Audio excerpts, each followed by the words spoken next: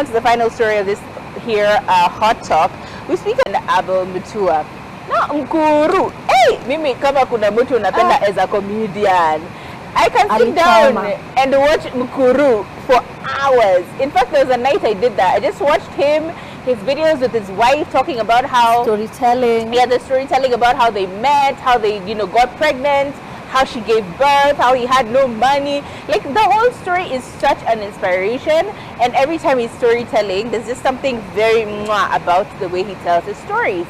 Now, the problem was he told a story he should probably never have told. Sure. Alikuwa too comfortable with the public. Public akamwambia kuja hapa funda, because what was tell that? Me why? It was tell so cringe. Me why? This man decided to make a joke out of something that happened back in Tahiti High. Now, we all know he was in Tahiti High as what was his name on Tahiti High? I don't remember. But let me get it for you. Alongside a few people. His name on Tahiti High was Freddy. Now, Freddy, the character on Tahiti High, had a thing for Sarah Hassan, whose name was Tanya. But then Sarah Hassan had another relationship with OJ, and everyone was rooting for OJ, aka Dennis Mugo, to be the person who actually gets her in this relationship. But apparently, Abel Mutua got a chance to write the script for like one of the ending episodes, and he scripted a kiss between Sarah Hassan and Eddie and Abel Mutua, but as their characters, aka Tanya and Freddy. Now, when he told this story about how he wrote the script so that he and Sarah would end up having a makeout session, apparently everyone was up in arms. The disrespect! How dare you go out there and tell us a story about how you wanted to cheat on your wife so hard you scripted a makeout session with Sarah Hassan in that show?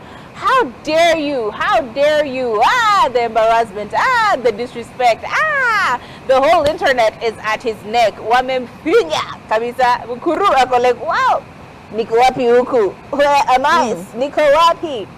But then someone put it in perspective, and I love this perspective. It was Njugush, his business partner, and they do a lot of work together.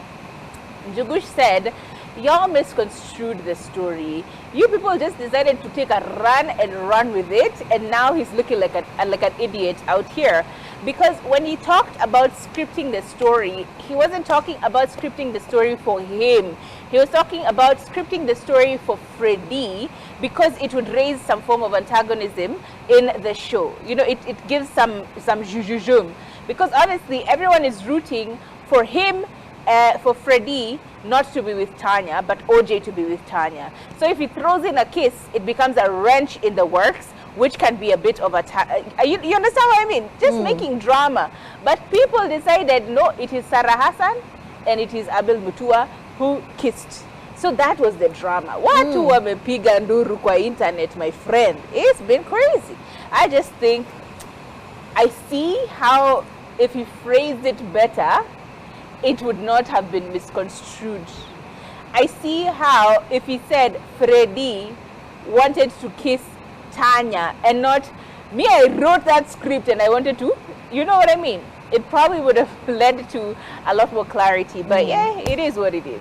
I think I've said this a few times about how the tone you use to tell a story, the tone you use to say something, to talk to somebody really determines how they're going to take that information. And the tone he took was locker room conversation. Yep. We have said this before.